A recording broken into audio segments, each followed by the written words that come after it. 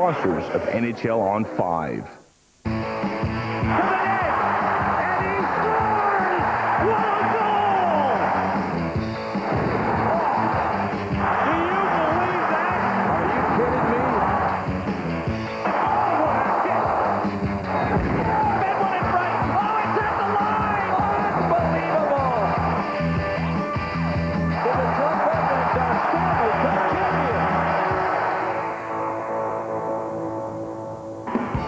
Flyers coach Ken Hitchcock has his team placed comfortably in the playoff race, but in Philadelphia, where expectations are so high, both the fans and the players have their eyes set on the Stanley Cup.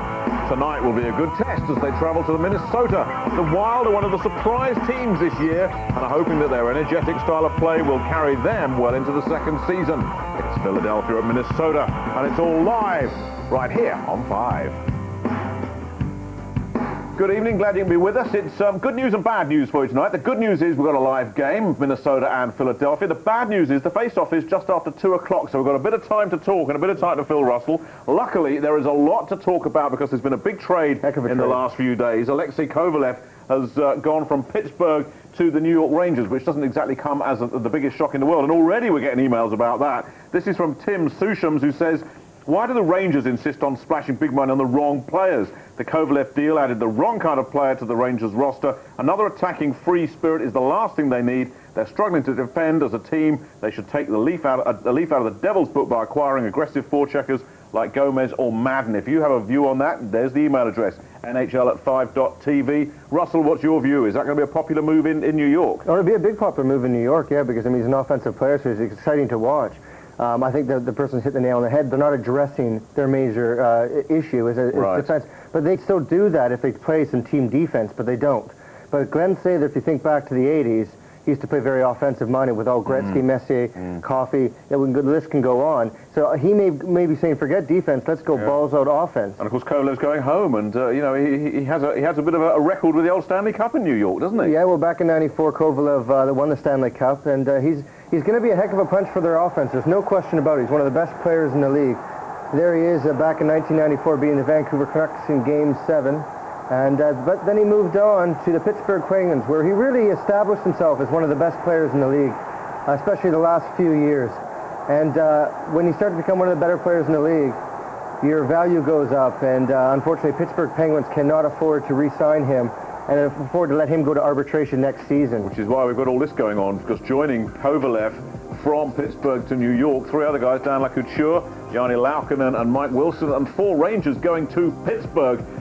Plus the bottom there, and I think that's the key, isn't it? Nearly $4 million cash, and that's it. The Penguins need money. Yeah, the Penguins need money, but they also need to lose money from their salary cap at the moment and for the future, and that's obviously what they're looking towards, is to reduce their salary and to look for younger guys to help out in the seasons to come. Let's face it, Lemieux can't play that many more seasons. He's actually still debating if he's going to play next year now. He says right now the big key for him is he's got to keep his salary down, like the Minnesota Wild, who we're seeing tonight, is around $20 million, because he's in a smaller market than the New York Rangers. I just can't believe this move in essence, because obviously I can see what he's trying to do, but it's a short-term solution, but their main problem is team defense. And it's a big payroll already, isn't it? It's the biggest payroll in the league, and yet none of those guys are coming in for less than 7 figures, I don't think. No, and the crazy thing is you know, it's not addressing the major issue, and that's team defense. It's shocking, but I do think he's going to add a punch to this lineup. There's no question about it. My favorite quote here, though, is Glenn Sather saying that he says this is a trade, not a salary dumping by Pittsburgh. This is a serious trade. Come on, who's he trying to kid? Who's he exactly? I think he's just trying to play the game. But the bottom line is it is a salary dumping. And Martin Lemieux's got to look after his front. He says, I don't want to go bankrupt. I don't want to file for bankruptcy again. I want to keep this team stable. He says he's not getting the attendances he needs. He's got to get rid of these guys. He says it's really sad because obviously he wants Kovalev on his team. It'll be interesting to see because Pittsburgh's playing tonight, and we'll keep everybody up to date on that. But Lemieux will be playing with Samuelsson. Yes, who they reckon could be a prospect, that young kid. Yeah, and Steve McKenna, the tough guy. So it's going to be interesting. It's not quite the same as having Kovalev on your line, but Lemieux is an amazing player, and he can carry a line by himself and make these players get confidence and play better around him. He's going to have a tough chore getting to the playoffs. The key for Pittsburgh is they're going to have to play a defensive style like they did when Lemieux was out for a while just play smart hockey and don't take your chances and play free-flowing offensive hockey. They're going to have to play very strict, disciplined hockey. But he's caught, Mario, in this downward spiral. They're losing, they're not winning, therefore attendance is dropped, therefore the revenue's not coming in, therefore they offload a player, so they lose a bit more, so the attendance drops a bit more. You know, he's caught in this vortex at the moment. Well, and exactly, and what he's saying is, we got to get to which is not like him at all. He doesn't want to play like a Minnesota Wild, New Jersey Devils, but he's complimenting teams like that, saying that's how we're going to have to play in order to sustain and to stay in this league. So, you know, and he says, I don't know if I want to play myself in that, but if I'm going to run my team now as an owner, I'm going to have to gear down here and play and start playing smart defensive hockey and being cheap. And of course, sod's law, they've lost Alexei Morozov for the rest of the season as well. Yeah, what a blow, and what a shame, because he's a great young, talented player. This team, Pittsburgh, could be something that's going to be up and coming in the years to come if they can keep their players 5 or 6 years from now. Yeah. But they need to develop their team. It's a bit of a shame, because Mario's such a talented player and so exciting to watch. It'll be interesting to see how he does for the rest of the season. He says he's just going to enjoy himself and play the best he can. I really hope it works out for him, and I hope they make the playoffs, or at least he wins the scoring race, because he deserves it. He's a class act. Yeah. And it's great having him around and watching him. As for the Rangers, if chucking money at a problem made it go away, they'd win the Stanley Cup every year, wouldn't they? I mean, it's incredible. Well, they did it last year with trying to bring in Pavel Bure. Now they've brought in Kovalev. There's no question this is going to help their offense. And if Pavel Bure comes back, which he's skating now, I would assume that they'll put him on a line with Kovalev. Right now he's going to be playing with Nedved this evening, and we'll keep people up to date on that as well. But him and Nedved played back when he was with the Rangers previously. So it'll be interesting if they can connect again and play well again. I think it's offensively, they go and say this as, hey, I don't care if I win 8-6, as long as we win. Yeah. And he wants to make the playoffs. Now, they could make the playoffs, but on an offensive speaking, but I don't think they'll go too far, because defense rules in the playoffs, as far as I'm concerned. Sabres' job is on the line now, there's no question about that. If this trade doesn't work out for him, it's tough to see who's going to carry the can. It's got to be down to Sabres. Well, as we promised you, there's an awful lot to come before our face-off at around 2:05, 2:06, something like that. So, that's good news for you, Russ, because you know what's coming next, don't you? You bet, baby. Yeah, here we go. Power Week, you can see you smiling. It's time for Power Week. Let's rock and roll. Oh, did he get you? I might. Oh, mercy. Be careful what you say. That was stellar.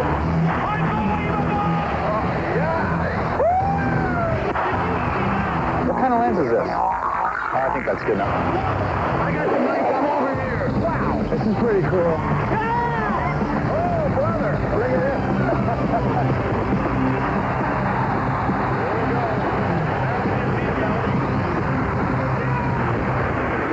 This is NHL Power Week. Welcome to the state of hockey. This is the Minnesota locker room. And behind this door is a player who's having a wild season. Gaborik by himself. He scores! Hey? Oh, no, sit down, please. I look taller this way. How you doing? Good, thanks. Yeah? Yeah. Growing up in Slovakia, did you have any idols? I like Peter Bondra growing up. And, does he know this? I guess. Did you talk to him? Yeah, we were talking about that, yeah. And he's a great player, he's fast, like hell, and just goes for it, so I think he knows what he's doing out there. Yeah. Did you learn from him then as a kid, watching him play, and you trying to, I want to be like that? Yeah, I didn't have the opportunity to watch a lot of NHL, sometimes at Power Week when it goes on TV, but I saw him a couple of times, when he played on the national team or something, and to see him, it helped a lot. What was it like being the first pick of this franchise? The Minnesota Wild, with their first selection in the 2000 entry draft, and their first player ever, are pleased to select Marian Gaborik from Trenčín, Slovakia. I was so nervous that I was sweating all over, and it just when they said my name, especially Minnesota, I was very happy. Whole family was, and it was a great moment. Marian, congratulations. Bob Nagley, the owner. Put that thing on. Did you have an idea? I'm going to go 1, 2, 3. I mean, did you know? Were you confident? I was pretty confident, but I didn't know where am I going to be. I knew kind of I was going to be 1 to 5. But I don't know whether it's going to be 1, 2, or whatever, but I was very lucky and very fortunate that it was Minnesota. Remember I told you there was a guy who could skate like Madonna? Yeah, this is the guy. He can skate. Great story. He's got good hands. Good hands. I think your coach has his name in the Stanley Cup 11 times. He must know what he's talking about. Obviously, you know, he's been in the league as a coach or a player for a long time, and everybody respects him, you know, and I think it's a big plus for this team to have that kind of coach, and he taught us a lot of things, you know, and I got here, you know, in training camp first year, I was just standing around the blue line, and everything was two-line pass, so I was told that you got to do this, otherwise you'll be down in minors, and I had to pick, and I picked to try to learn the game and improve. Bombardier. Deep hits Peller. Shot. They score! Marian Gaborik has scored the first ever goal in Minnesota Wild history. Your first NHL goal was the first goal for this franchise. It's kind of like your face is becoming the Minnesota Wild face in so many ways at such a young age. Is there pressure in that? The excitement? It's exciting, you know. I love to play for Minnesota, you know, and great fans and everything about it here, you know. It's fun. So just the winter a little bit cold, as you can tell right now. But I was very lucky that I was picked by them. Gaborik empty net hat trick. Here's Gaborik. He already has two. Breaking in. He scores. Marian Gaborik with the hat trick. His second of the season. Here's a bouncing puck in. Pass Cloutier on a strange deflection. What's up with the hat tricks this year? I see behind you got some hat trick pucks up there, and you know, I don't know what happened. So I don't know what happened. and the goalies you scored against are like, I don't know what happened. Sometimes it goes there, you know, just like that. Sometimes tough. But a lot of people, especially in this building, you know, when you score hat trick, it's just unbelievable. You know, hats on when the crowd goes wild. So it's fun. Well, right now, I mean, you know, halfway point of the season, you guys are in the mix for the playoffs as of now. What will this building be like as February and March come around? You guys are still there. What will the fans be like? What will the team be like? Because it's going to be, like, as you know, last 10 minutes of the games, you know, the fans are unbelievably wild, and in that time, February or March, it's going to be probably a whole game like that. And, you know, it's tough to predict in that time right now, but when we're going to keep playing like this and we're going to be healthy, and that can happen, and the fans will go crazy. Good luck. Thank you. Thanks, bud. As we get ready to take a spin through the league, don't forget to put on your game face. Or better yet, a mask if you have one. And watch what happens. Here's Mario. Lemieux went ahead. He's got a step down. He'll backhand save by Hackett. Henry taps it up front. Oh! Robbery on Ragnarsson by Blackburn. Oh! This is big for Blackburn. Here's where it helps to have long arms. Michael at the point. He shoots quickly off of Chesmonic. And then what a play from Desjardins. I think that still had a chance of going in after Chesmonic made the save. Oh, boy, Corey Schwab. Has he been sharp tonight? Two key saves here by Toronto. Here we go. Minnesota against Joshua Chico. Penalty shot coming up. Gaborik, shot, save, off the puck. Boy, what a terrific reaction save. That is just unconscious when a goaltender makes a save like that. You can't be thinking about that. Bumps and bruises are part of the game, even for the fans. Wow, what a collision. Dang. We've seen some body work in this game. Oh, that's just finishing a check. It's a sandwich. A Van Allen sandwich. That's the south end of Rob Blake. Halpern got run over like a freight train. Nice try, but you can't cover up these super saves. That makes you wish you were a goalie. When you see a guy being able to do that, quickly with a one-timer, tip pass, trying to take the puck in. Stuka stops him.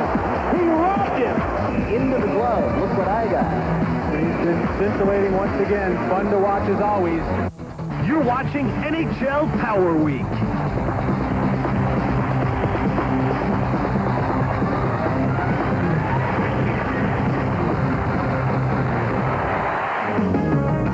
Last month, the New York Rangers teamed up with the Ronald McDonald House of New York for their annual Skate with the Greats fundraiser at Rockefeller Center. This is the 9th year that the Rangers have been involved with Ronald McDonald House, and it started with just an idea of getting together and trying to raise some money for the house.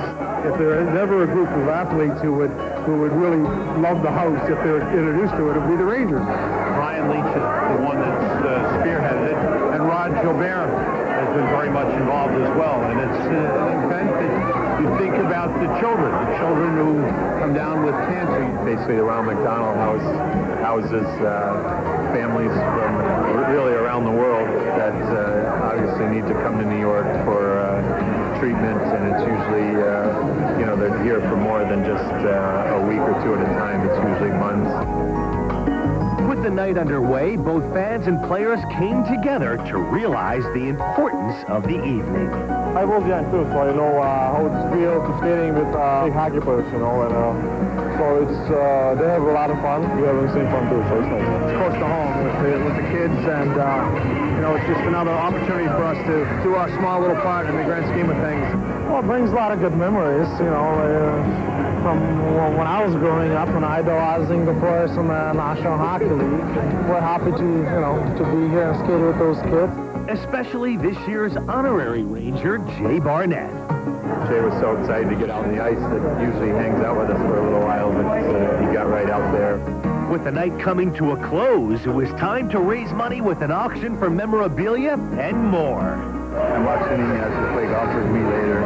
It's golf for two. With Rod at Wingfoot, you get a chance to play golf, and then he tells you 1,000 stories. 1,100 the bid, go 12. 12 the bid. 12 the bid, go 13. Let's go. If you haven't heard a hockey story, you'll have a book full when you're done with him.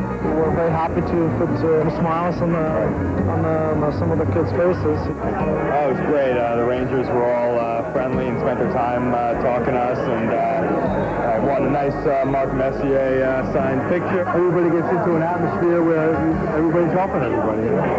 Well, what part of New York's all about. That's what New York is all about. That's exactly right.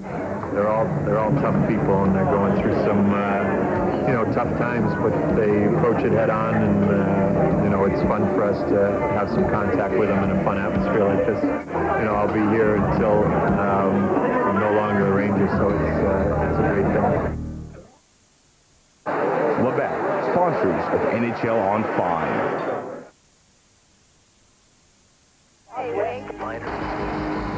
Sam, Albert, how do we draw the line between protection of national security, obviously the government's need for intelligence data, and the protection of civil liberties, particularly the sanctity of my home? You've got no right to come into my home.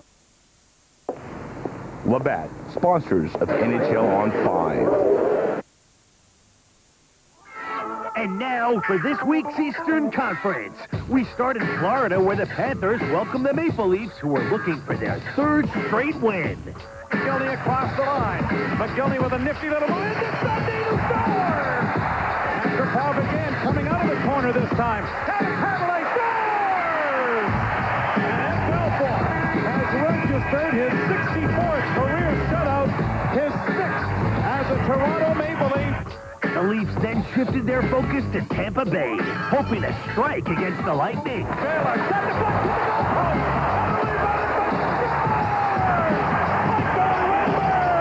Has tied the game at 2. And Krapov to center. On to Lumen. Into the slot. McKenzie with the rebound. Scores! Nikita Krapov! Holy mackerel, the Leafs won it in overtime. Back home against the Montreal Canadiens, the Leafs were looking for their 5th straight win.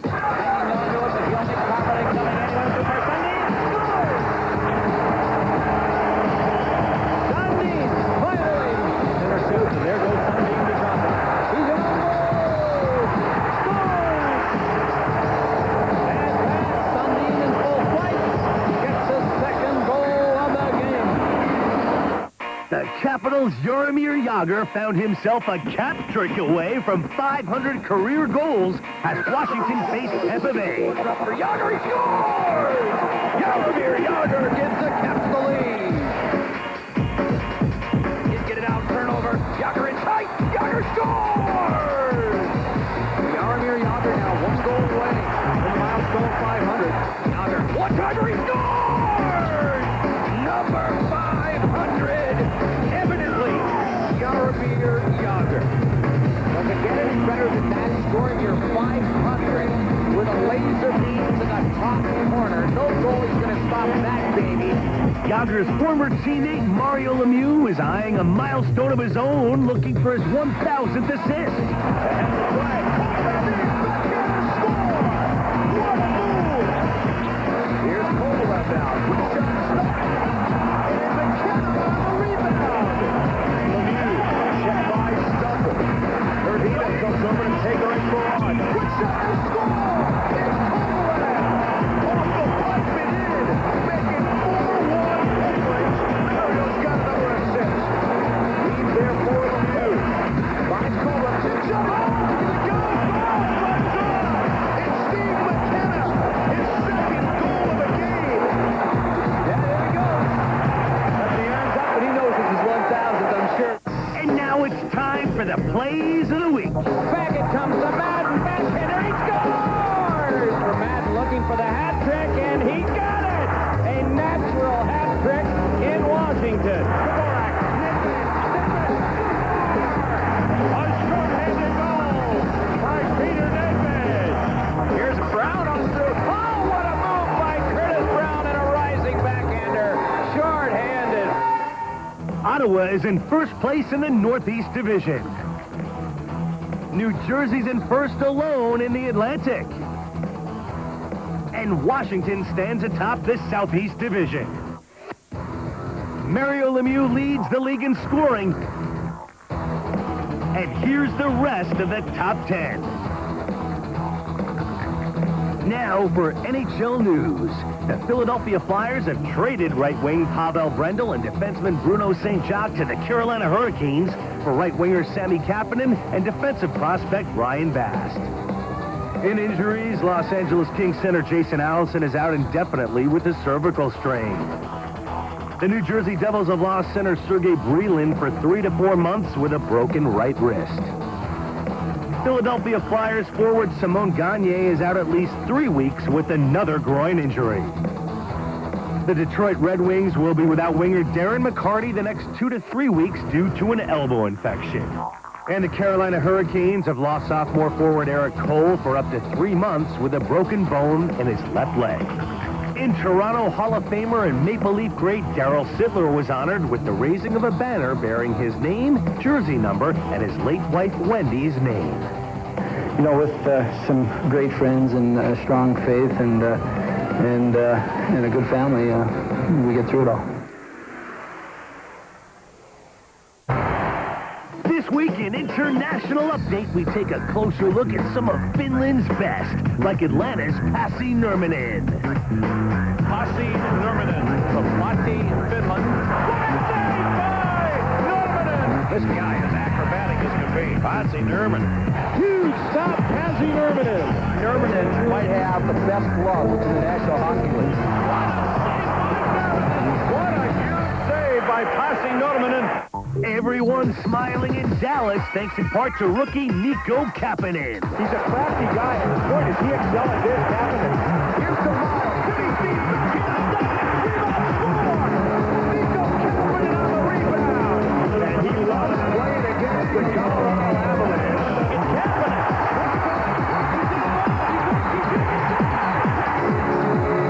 Up on the pass by Kapanen, the rookie. Bang, it's in the net. Buffalo goaltender Mika Norinen keeps twisting the nights away. The Buffalo Sabres feel that their goaltending's in good hands. He's the key guy for the Buffalo Sabres goaltending regarding their future. Future's right here tonight. I am really impressed with this young goaltender. Shot. Oh! Norinen picks that one off. So Mika Norinen, the big story for the Sabres right now. Just beside the net, third on his other shot. Robbed by Norinen. Cole caught me, robbed him blind. A real king would be hard-pressed to get the results LA's Mikko Eloranta gets. Come back behind the net. Pass in front. Score! Mikko Eloranta! Mikko Eloranta has been a bright light here. Works very hard, very intelligent player, not afraid of physical play. Ian LaFerriere. Set up in front, they score! Eloranta! Ferriere comes after it, looks in front. Look out, Eloranta scores. It's 2-1 Los Angeles. Around Johnson, a shot saved by Waugh, rebound jammed. Eloranta scores! What a shot by Mikko Eloranta! A big reason the Panthers are on the prowl is All-Star center Olli Jokinen. The emergence of Olli Jokinen in the superstar category, let me tell you, he's right up there with the very best in the game. And Jokinen is off to a career year. I think it was about time, I've been here in 5 years, but I think main thing was, they'll grow up a little bit and their head is not there, you can't play, and it's a lot of fun when you play. It's more fun, obviously. Jokinen on a steal. It's a breakaway, short-handed. Jokinen wants it, scores! Olli Jokinen! Gets it back. Marshall draped all over him. Fights through. Quick shot, score! Quick work by Jokinen. He is the total package here for Florida. Very much a leader on this hockey club. Olli Jokinen. Here's Papa Roach's Time and Time Again as we look back at the best plays of January.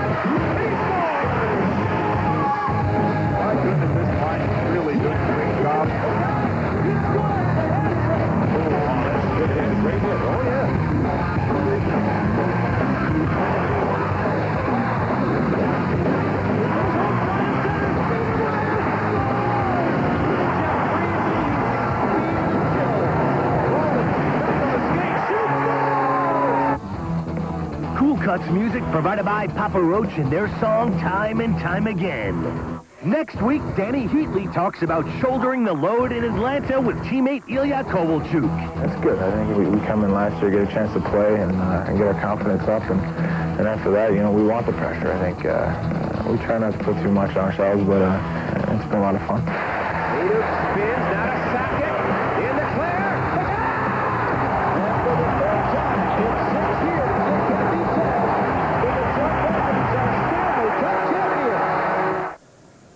Can't beat a bit of power week, and who says that all these tough hockey players don't have a little heart of gold? It was nice to see those Rangers players working with the kids there and sort of bringing a bit of light into their lives. Oh, absolutely. I think it brings everybody down to reality that, you're not just, so what, you're a hockey player. You can get to go to these kids and take a day out and a few days out and spend them with them. It must probably a great feeling for them. Yeah, anything you're complaining about yourself, it sort of soon pales into insignificance. Yeah, all of a sudden you don't feel so bad. Yeah. Well, we're getting some emails coming in, and we've got one here from Katie Winstanley, a big Leafs fan, says, look, I know we're not supposed to send emails to you yelling about what games are or aren't getting shown, but you really got my hopes up for another Leafs game tonight. Remember, the original schedule was going to be Toronto-Chicago for tonight. Who do I yell at? There has to be someone out there who can feel my wrath. Well, Katie, always yell at Eric, because that's what he is there for. But the truth is, it's not Eric's fault. These decisions get made across the Atlantic. They don't consult us. They just tell us, and that's it. So that's why we don't have Toronto tonight, Katie, but go and yell at Eric anyway. And here's Nikki, the St. Louis Blues fan, and she's done something quite amazing. She's from North Harrow, and she's basically compiled, or begun to compile, a calendar with every hockey player, his birthday on it. It's got up to June so far, so she hasn't got to my birthday yet. What about yours? No, mine's August. So, yeah, and Eric's is, well, who cares? He wasn't born, he was constructed, I think, so yeah. But I mean, it's interesting, actually. You can look at this, and yesterday, for example, or today, if you like, Wednesday, Rico Fata of the Rangers, was his birthday. Yeah, happy birthday. Happy birthday, and you're off to Pittsburgh, maybe, yeah. And then Toronto, Matt Sundin tomorrow. You can really get into this. Marian Gaborik, who we're going to see later on, he's on Friday. Yarger's on Saturday. I mean... what was the young lady's name? Nikki, a St. Louis Blues fan from North Harrow. You need to get those second 6 months to us so we can check who we share for as well, Nikki. So thanks for that. Much appreciated. And it's the sort of thing you start looking, you go, oh, I didn't know that. Yeah, who's who. Well, yeah, it's good stuff. Right, what else have we got for you? Because we've got plenty of stuff going on, haven't we? Big day on Monday, wasn't it? Huge day on Monday. Yeah, it certainly was. It was time for something a little bit special on Monday. It was Detroit against San Jose. And this man, Brett Hull, will be hoping to join the exclusive 700 club in front of his home fans. And Sergei Fedorov, who has openly complained about ice time following the back-to-back games against Colorado, starts at center ice here on a line with Kirk Maltby and Brendan Shanahan. A pass intended for Shanahan, cut off by Todd Harvey, who dumps it deep now into the Detroit zone. Legacy out to play it. Here is Harvey, sends it back along the boards. Fedorov is there, moves it quickly. And here is Shanahan kicking it past Kyle McLaren. Ratchey coming over to help out. Fedorov let it go. Return pass to Fedorov. He sweeps it right through the goal mouth area. It is dumped back in deep now. Brendan Shanahan is there. He sends it back toward the point. And Patrick Boileau, number 27, could not keep it in. Jason Woolley will go back to get it. Both teams making their first changes. San Jose Sharks, Brian, this is the third game of a 7-game road trip. They have lost the first 2 games. And they keep scoring first. That's the weird thing for them, and almost the scary part. They score the first goal. 2 games ago, they scored the first 2 goals against Minnesota. Especially on the road, you're supposed to be able to come out with points in that, and they don't. Brett Hull is on the ice, looking for number 700. And Nabokov slid across and made the right pad save. Hull's been getting his chances, getting shots on goal. He's hit goal posts. Goaltenders have made saves. And he made that look so easy. He's out about 50, 55 feet from the net. The big one-timer right off the pass. Just a brilliant shot, and it's right on the corner. Owen Nolan now tries to put it to the crease. It is covered by Legacy. Larionov picked it up right away. Off the boards, intercepted. A shot by Dan McGillis, the former Philadelphia Flyer, and that sailed just wide. A lot of this game for Detroit is about anger management. I mean, they're not very happy with themselves. So the coaching staff isn't very happy with the players are not happy with each other. So they got to get themselves rolling here early. Barlow shot went wide, shot to the net, and Legacy screened a bit there by Thornton. And the Wings looking to clear, and it comes center ice. Holmstrom couldn't drag it ahead. It is picked up by Matthew Dandino. Dandino going wide on the defense, tries to cut in and looking to go high on the short side. Nabokov able to stop that one. Well, in the open for the show, we showed you the scoring chances that Brett Hull is getting lately, and he just had another one. Larionov is his centerman for tonight, and he's going to give him passes like that. And Brett makes that look so easy. That is not an easy shot to make, especially from that far out. Now McGillis tries to clear. Wallen holds it in, kicks it back along the boards. Now it comes free for Datsuk. His shot just wide. Pavel Datsuk showing something on that wrist shot. Oh, did he ever? He just snapped those wrists. Just missed it on the far side. Devereaux has it, trying to catch the Sharks on the change. Brett Hull on the ice again, his third shift. Hull chops it away from the San Jose player, but the Sharks recover. Backhanded by Kyle McLaren, deep into the Detroit zone. Sharks get to it. Here is Bradley, backhands it toward Legacy, save, rebound for Smith. He scores! Mark Smith gets it up over top of Legacy, and the Sharks, as they have made a habit of doing, have scored first. They lead it 1-0. The San Jose Sharks have everything going according to the plan. They want to play on the road against Detroit. They sat back in the neutral zone. They've been very careful, but when they get a chance to get something going, they really made something out of nothing here.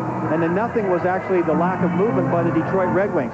They're circling around chasing the puck carrier, and it left some room for Mark Smith to get to that loose puck. This is a terrific move. Holds on, go down, Manny, and he throws it upstairs. Textbook stuff. Ron Wilson, the head coach of the Sharks since the month of December. A lot of ties to this Red Wing organization. His father, Larry, played a bit here back in the early 50s. His uncle, Johnny, who was at the skate this morning.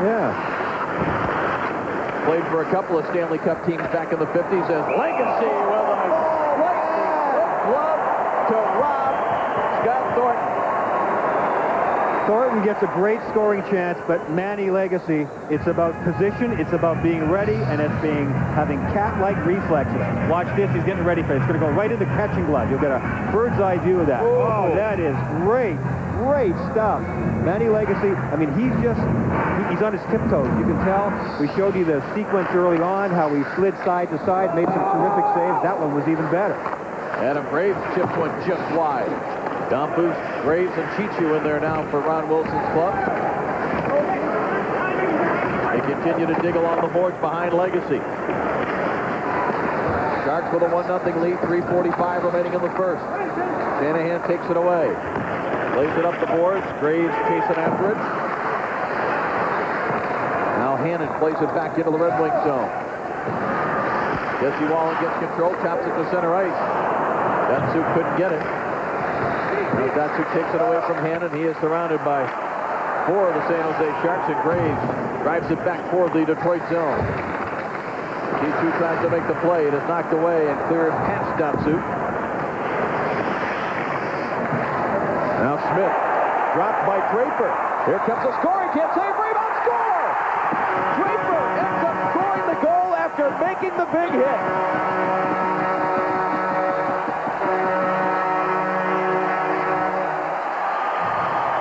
Chris Draper deserved to get this goal because he did the right thing. He played the body. And Mark Smith is going to hear about this from his coaches. You don't stick hand onto the middle of the ice and get knocked down like that because things like this happen. Watch Smith go into the middle. All of a sudden, he's surprised, turns the puck over. Now, 33 White is going to go right to the net. Perfect rebound comes out. It started with the head. The San Jose players coming back into the zone, never sorted it out. Guys just got into areas. Players in white jerseys were not covered. It came out to Draper, and he put it home. 9th of the year for Draper. It looks like Robitaille and Datsuk will get the assists on the goal. And invariably, when you make a mistake like that, like Smith did, by just carrying it into the middle of the ice, he had his head down. He got surprised by Draper. He never saw him coming. He gets knocked down, and then quick puck movement. That's what we talked about by Detroit. We said that San Jose definitely afraid of it, but they wanted to play conservative. You can't afford mistakes like that. Jason Woolley dumps it ahead into the San Jose zone. Markman trying to come out, able to one-handed down the ice. Now we're at the point of the game where San Jose's really struggled. They've been scoring goals first. Will the air go out of their balloon again? Owen Nolan trying to clear. Able to get some help from Ricci. He sends it back center ice. Covered by Larionov. Red Hall steps back out on the ice, takes the puck. Quick redirect intended for Larionov was knocked away. Here's Bickoff with it. He's spun around by Ricci. Now Ricci loses his stick. Here's Owen Nolan, drives the shot. Legacy the save, and he hangs on. Lidstrom sends it across. It is picked up. Larionov shot to the net. Zetterberg was there. Minute and a half remaining here in this first period. It is 1-1. Brett Hull still with 699 career goals. Ricci tries to center, intercepted. Here's Hull with it. 3 Sharks are back. Hull hands it off for Lidstrom. Lidstrom will take a look back to Hull. Here's the drive save. Nabokov. Rebound Zetterberg. Trying to chop it out of midair, but the Sharks get to it. And it's cleared down the ice. This is going to be icing against San Jose. The touch-up. You have the feeling that Brett Hull's arms are going to be tired by the end of the night. He's just pulling the trigger from everywhere. Brett Hull wants this over with just like the whole rest of the team does. Chris Draper is the man who scored the goal to make things even right now on a great play. It's the kind of stuff that Chris Draper does all the time. The collision you can see in the distance there, but 33 White will come to the front of the net, and he's down, he's up, he's down. Draper scores. Great goal by Chris Draper. Good job by Marlowe on the draw, but the Sharks give it away. D'Angelo a drive. That fluttered a bit. Save made by Nabokov. Now Maltby tries to go to Fedorov, but Hannon stepped in front of that. Maltby, somebody lost a glove down there. D'Angelo sends it back the other way. Here's Maltby. He doesn't have a glove on that top hand. Now it is cleared back the other way. And Red Wings dump it right back into the Shark zone. Maltby gets a chance. Oh, he went right by his glove. The puck was too close. Now he gets it. He had the Michael Jackson look going for a while there. Here is Wallen. Hands it off now to Fedorov. Maltby and Marlowe having some words. Fedorov picks up the loose puck. 16 seconds left in the period. Fedorov sends it across, and it was behind Lidstrom. Back to Fedorov. 8 seconds on the clock. Robitaille couldn't control. And Brad Stewart will let time run out. Hope you're enjoying our bonus coverage of Monday night's game between San Jose and Detroit. Remember, just a reminder that our live game tonight is Minnesota entertaining Philadelphia. Face-off at about 5 minutes past 2, which gives us another 35, 36 minutes just to kind of build up to that one and to chat about this game a little bit, because it really was a good one. And, you know, we're all waiting for the Brett Hull 700th goal. It's going to happen sometime, we know that. But in the meantime, I guess we have to talk about goaltenders, because San Jose 1-0 up. Manny Legacy makes an absolutely wonderful save to stop it being 2-0. Yeah, this is a great save. And that just shows you the importance of having a solid up-and-coming goaltender as your backup. And Legacy's finally getting a little bit of opportunity to play this year. Last year he only played 20 games. This year he's played 17. This is his 18th. And what a great save there. Just a snap of the glove hand. And I mean, you'll see it here. Look how he just stretches out and makes the save. It's great. He gets back up on his skates, and then he just stretches out. What a great glove hand. And you can see how he's back up square to the shooter. And beautiful save. Yeah. And it's nice for him to get a chance to play. I mean, because Curtis Joseph really hasn't been up to his best as yet. His confidence is a little bit down, and they're able to go to Manny Legacy and let him play. Because he's never let him down. I mean, I remember he came in a little bit with Hasek last year, and before that it was Osgood. I mean, whenever they've called on him, he's done the job for Detroit. Yeah, and he's gaining confidence year after year. I mean, he's a young man, and that's the thing, is you have to play a little bit. And when you got Hasek in front of you, it's tough to say, hey, take a seat, I want to play. Yeah. And I think that it's nice that Dave Lewis has given him a bit of ice time, as did Scotty last year. When Hasek was hurt a little bit, he put him in, and he proved well-deserved to get a few starts, to be fair. Yeah. And they might lean on him a little bit just to give maybe Curtis Joseph a bit of a rest. Well, I always say that a hockey goalie is a bit like a tea bag. You don't know what they've got until you put them in hot water. There you go. Of course, you know. See, in Canada, we don't use those quick expressions. Teabagging means something else, but I'm not going to get into We're not that. going to go there. Hang on, it's 1:30. Is he allowed to say that? No, Eric says you're not allowed to say that. No, it's. But no, I know exactly what you mean. Yeah, no. And I think that why are you blushing? Right? I'm laughing, actually. I am blushing, Mom. Sorry about that. No, but I think that, I mean, it's great to see Legacy get the opportunity, getting back to it, and they need to rely more on him now, because Joseph's not up to scruff as Hasek was last season. And right now, to be honest, the Wings are struggling. They haven't won in 6, and they're desperate for a win. Yes. And sometimes change up the goaltending can do the little trick for you. Yeah, okay. Well, back to our extended highlights, and no doubt Coach Dave Lewis will be hoping his team can break the deadlock as we get back to the second period at the Joe. And Dave Lewis was diffusing the Sergei Fedorov situation this morning. As you take a look at what has happened to the Red Wings from October to December, and then since then, Dave Lewis said to the group of media around him this morning in the locker room, he said, Sergei Fedorov wants to play more so he can do more so that we can win. So he somewhat came to his defense as well. He's not going to get all bent out of shape. No. Sergei not happy with the ice time that he had against Colorado. He played 5 minutes in the first period against Colorado. It's a big game. So he's feeling like a little embarrassed almost, because he knows everybody's looking for him out there. So he was upset about it. He said some things in the media, and, you know, he just kind of blew off some steam. But Dave Lewis was smart about it. Lewis just sat back and said, you know, he knows it's Sergei. Sergei's a very talented guy. Of course he wants him to play. His comeback was, you know what, Sergei's averaging 21 minutes a game this year. That's 3 or 4 minutes more than he averaged last year. But that's what Sergei was complaining about. It's one game. It's a star player who's upset about a period of time where he's not playing enough. Happens all the time. But as Ray Ferraro and Darren were talking about, especially with a guy that communicates like Dave Lewis, go to the coach first. Here's Marco Sturm cutting him with the backhand. Hit the center. Big time collision between Marco Sturm, the net, and Manny Legacy. Oh, man. And Sturm might be the one that's the most shaken up, although Legacy is holding his right wrist. That was a collision where Legacy is falling, Sturm was falling literally right on top of him and into him. He blew a tire. I don't know if he stepped on his stick or if he misstepped, but the momentum comes sliding in to Manny Legacy was full force. Watch again. Now look at this. Yeah, he gets knocked off balance, but he's flying in full force. Bikoff was the guy who came in, the defenseman, 55. Watch him spin him a little bit. Takes him off balance. But see what I mean? He's almost airborne coming in, and that leg may have jammed Manny Legacy's arm. Yeah. See how his right hand was down low on the ice, and that's right where the skate of Sturm came in, and there was quite a collision there. Sometimes, you know, on television, it's tough to get the feel of the impact, but I think that last shot on the Southwest Airlines goal cam really gave you a feeling of what Manny Legacy went through there. And the collisions that happen sometimes, are so incredibly intense, and they happen in a blink of an eye. Legacy's there to stop the puck, and all of a sudden he's got to stop the puck and the player. Watch again.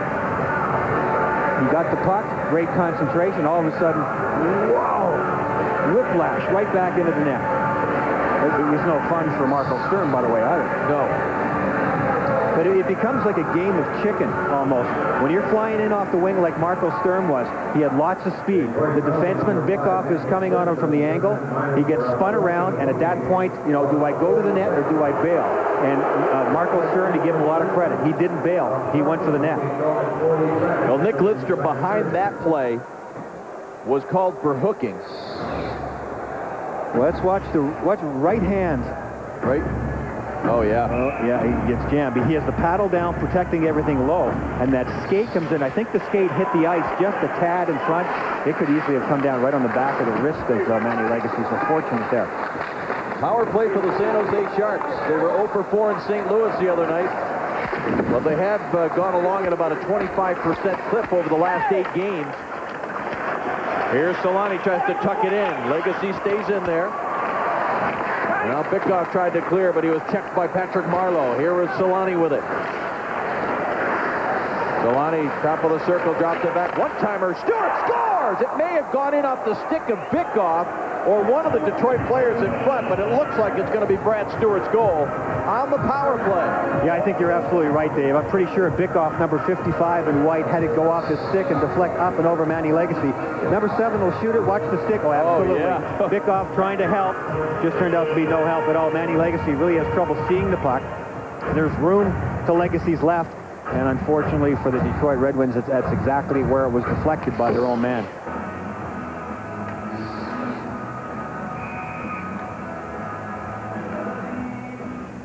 Patrick Boileau brought in because of the injuries that have occurred on defense. Gary Fisher and Chris Chelios not in the lineup.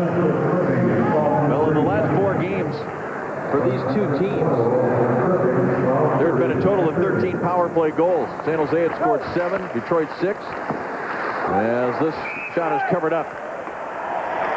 That was a good play on the rush there. Teemu Solani bringing the puck from behind, and it was a perfect give and go to an almost stationary Scott Thornton, who gave it right back to him at the blue line. Watch number 8 right here. Now he'll pass off to the left side to number 17 and get it right back. See him knife through the middle? Nice move there by Thornton to just get enough time and room for Solani to give it back to him. Boy, the long shot gave up a rebound, and then the Sharks had a great opportunity with Legacy having to fight through traffic, but the shot missed the net. And I think it was Marleau that had the chance. Here's Solani. He gets it into the Detroit zone. Now back behind Legacy. Scott Thornton with it. Now it deflects right near the blue paint, and Legacy decides to cover it there. Manny Legacy has been really smart in when he's controlled the puck and when he's pushed it off to the side. When you have guys like Teemu Solani out there, he can do a lot of damage against you. I was talking to Teemu Solani at the All-Star break. I didn't realize he's a part owner, I think majority owner of a Division III Finnish hockey team, the same team that Haley Wickenheiser just scored, the first woman to score in a men's professional game, and he said he called her right away when he heard the news. Yeah, that's great. She would have been very impressed by that. Hannon with a shot deflected wide by Legacy. Ricci was tied up there by Lidstrom and lost his balance going to the corner.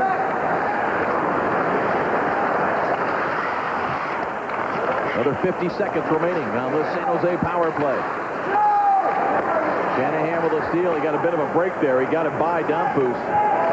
He just couldn't get a stick on it.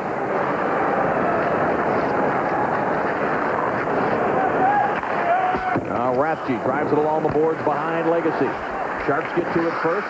Owen Nolan drops it for Ricci. Back for the Sharks captain, but it's taken away. Shanahan unable to get it by Rathje. Now Shanahan does. Could be a 2-on-1 here with Fedorov. Shanahan moves in, waits, and tries to slide it underneath Nabokov softly. Boy, that surprises me as hard as Shanahan shoots the puck. And there's going to be a penalty here against San Jose. Legacy's going to go to the bench for the extra attacker.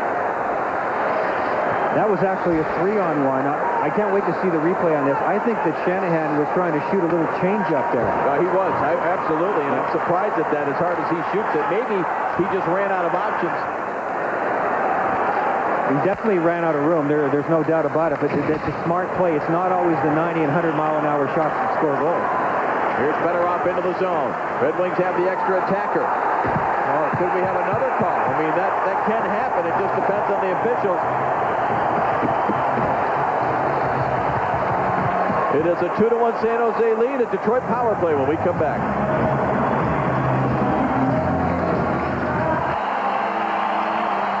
Well, they did call 2 penalties on that one play. The first one and then on the delay. So Brett Hull, who's closing in on Dave Andreychuk, who's obviously still playing with the Tampa Bay Lightning for career power play goals.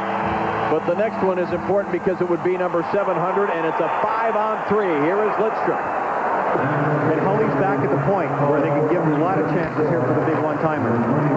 Larionov takes a look. He slides it across. Hull quickly gives it to Lidstrom. Lidstrom. Now Larionov back to Lidstrom. A shot save. Rebound score! Shanahan ties the game at 2.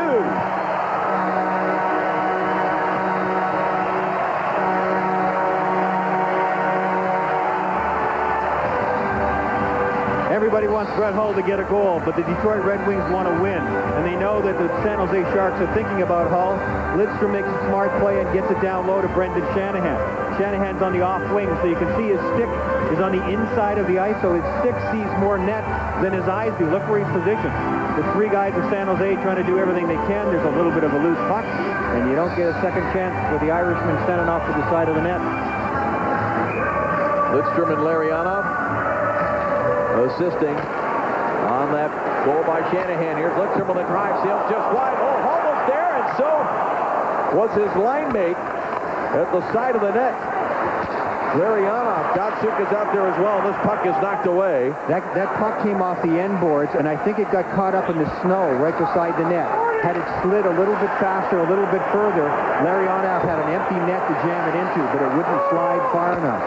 Fedorov dumped it ahead, but couldn't get to the puck in time. And I think I saw in one of the out-of-town sheets that Minnesota had 9 shots after 2 periods with that 1-0 lead. Right. But that goal, I mean, that was beautifully passed and orchestrated. They've got some talent. Here is Hull. Sends it ahead. Kyle McLaren is there. Unable to clear. Bouncing puck. And good job there by Ricci to clear the zone. Down to the final 5 seconds now on the McLaren penalty. Here is Fedorov into the zone. He drops it off. Datsuk slides it across. There it is! Number 700!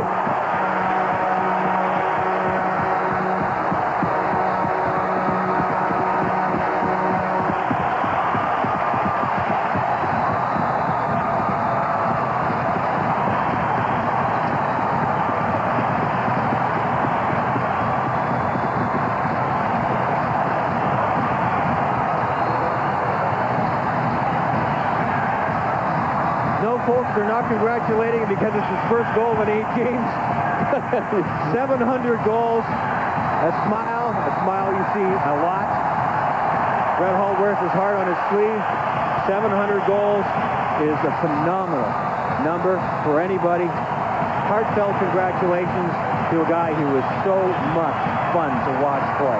Look at that list. And by the time he's done, he'll probably be able to say only Gretzky and Howe are ahead of me. And this is a typical Brett Hull goal.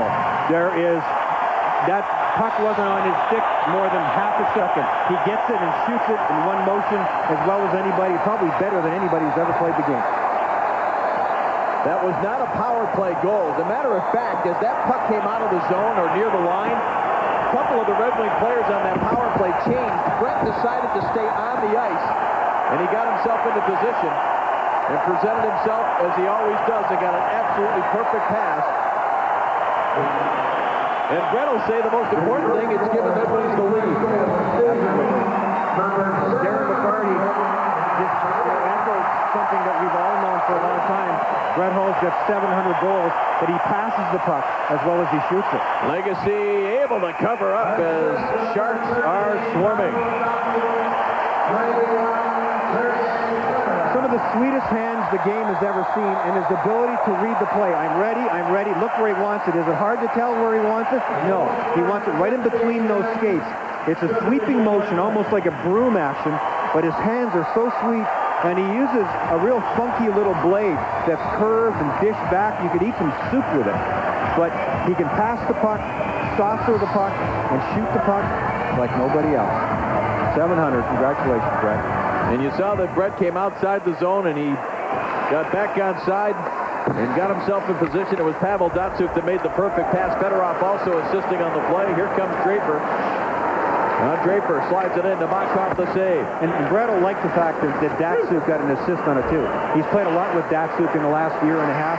Really likes playing with the young, talented kids. And Datsyuk gets a huge assist that I'm sure he'll remember the rest of his career. Here's Datsyuk, sets it up. Quick redirect toward the net, and Makov gets run into, but is able to get himself up. Here's Marco Sturm. Oh, what a stop there by Legacy, as he had a couple of San Jose Sharks right in his face, Ricci and Nolan. Nolan fans on it. And Nolan slides it off now. Sharks still coming, and they score! Backhanded by Nolan, it found its way through.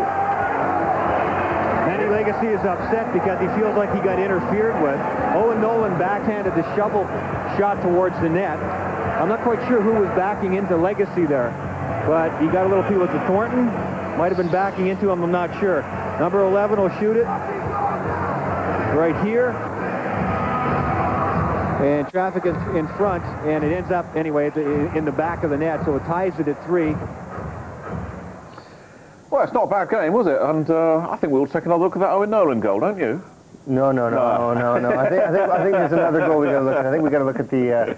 That's amazing, Brett Hall, and it's a typical incredible Brett Hall goal, and what a classy guy. 700 goals. It's an elite club he's joined, and the play starts here at the center ice, and you can see Fedorov dips over the blue line and drops the puck back to Datsyuk.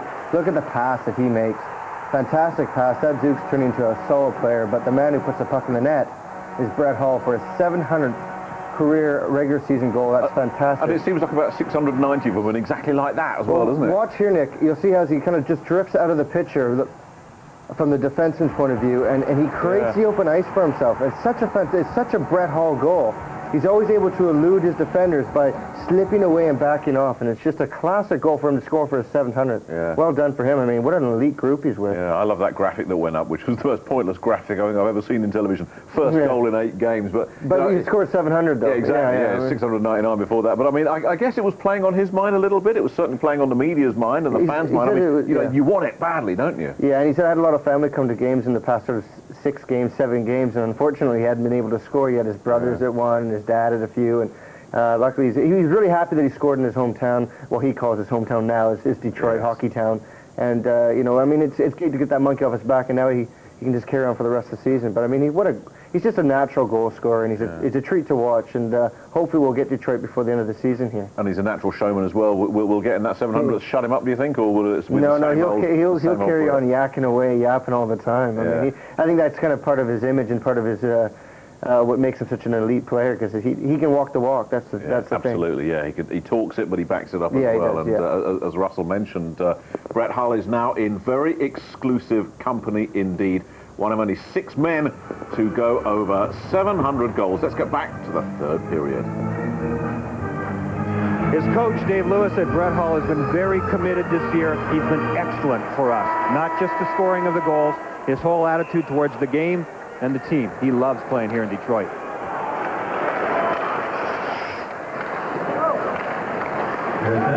Lindstrom plays at center ice, and it's taken by Ratchey. We're in the opening moments here of the 3rd period. Here is Fedorov. He's played 14 minutes already. That's just a minute less than his total Saturday afternoon in Colorado, so Sergei Fedorov has to feel a little bit better about that. He even got double shifted a couple of times in the 1st period. So his minutes are you know, sort of up on average. I mean, with 14 minutes, he's averaging 21 minutes a game, and Dave Lewis brought that point up when it was brought to his attention the other day that Sergei wasn't happy and that the press came and talked. So he's on pace to get that, you know, 21 or 22 minutes that he usually gets. Red Wings in the last 6 games in which they are winless, they've been outscored 8-0 in the third period. It's incredible. Yeah, it is. Over the last probably, what, half a dozen years, any of the Detroit teams to have that happen to them, even over a short space of time, is very uncharacteristic of the Red Wings. Fedorov looking to clear. It finds its way to center ice. Brendan Shanahan, who has one of the goals as well. Draper, Shanahan, and Hull has scored for Detroit. Smith, Stewart, and Nolan for the Sharks. And this puck in the glove of Manny Legacy. He'll hang on. A minute ago, we saw a pretty good one-on-one. Brendan Shanahan trying to go against this guy, Scott Hannon. Plus 16 on the season. He leads the team. This is his 5th-year pro, but he didn't really start to play regularly in the National Hockey League until 2 years ago. He has been their best defenseman in San Jose, and not very many people know much about Scott Hannon, but I think he will continue to know a lot more. He's really come into his own. He has a lot of confidence. He's playing against top players, top lines every night now. He'll give you a little bit offensively. That's not his specialty, but his steady play is his specialty. Scott Hannon is onward and upward. Part of the San Jose defense that Dean Lombardi has very quietly built into a huge defense. I mean, Brian Marchment is maybe the hardest guy to play against. He's the smallest at 6'1", 200. I mean, Ratsky's 6'5" and 245. Stewart at 6'2", 215. McGillis, who was added, is 6'2", 230. Kyle McLaren, 6'4", 230, 235. I mean, Dave Lewis was talking about that this morning. He said the thing about the San Jose team, he said a challenge for us is going to be finding a way to get to the net. Yeah. Because their defense is just physically. And yeah, he wasn't joking. And Detroit, has a lot of guys who are just sort of average size up front. Here's Zetterberg, makes the play, and he scores!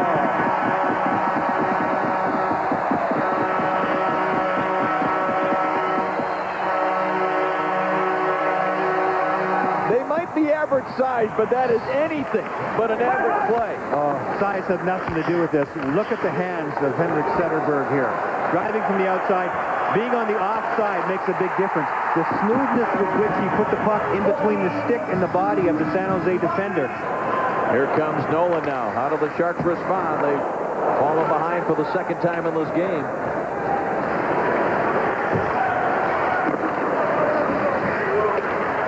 Here is Marlowe with it. Marlowe, long backhand pass, finds its way to Teemu Selanne. Selanne into the zone, hands it off for Thornton. His foot shot sails over top of Manny Legacy. Selanne upended, and there's going to be a penalty call here. Teemu Selanne got tripped up a little bit. Matthew Dandino is going to go. Look at the look on his face. That says everything. But his stick did get mixed up in the feet. Teemu Selanne here, they get right there, just pulls him a little bit. It doesn't take very much to knock a guy off stride. So the San Jose Sharks get a chance to get something rolling here on their power play and get themselves back into it, down by 1 goal. Dandino off for tripping at 3:35. There is Dean Morton, who made the call. Dean Morton is an ex-player that is in a pretty select group. He played 1 game in the National Hockey League. He was here in this building for the Detroit Red Wings, and he scored a goal and got sent back to the minors the next day. 1 game in his NHL career, scored a goal. And Dean Morton, part of what I'm sure Andy Van Helleman and people in the league are hoping is going to be a growing list, and that is ex-players that want to become referees. Yep. I think the perspective of the game certainly helps. Here's Selanne. Selanne very patient with the puck. He looks for Thornton, who gets the shot away, scores! Scott Thornton with a one-timer on the power play, and this game is tied at 4. Well, it's always entertaining when you can see some goals be scored, but that was patience by Teemu Selanne, and then a pinpoint pass. The interesting thing was Detroit was being patient, killing the penalties.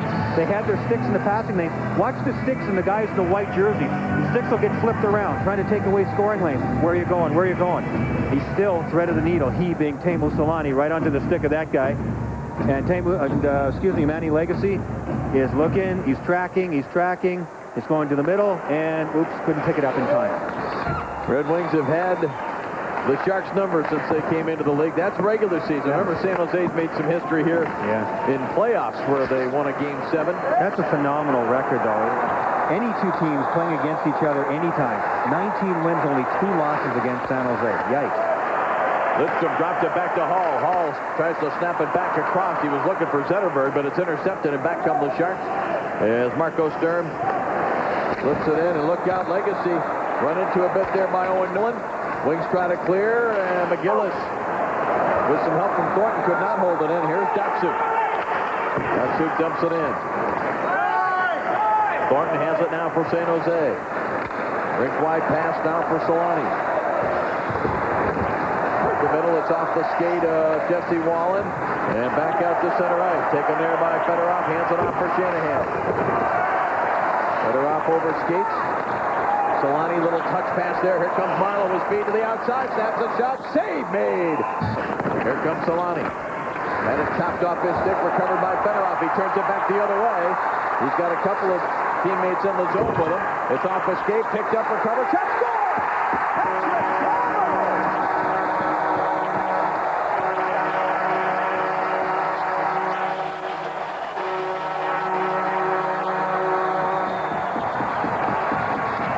If you jump into the play, Brian, you played defense, you know this. Good things can happen. And look at 27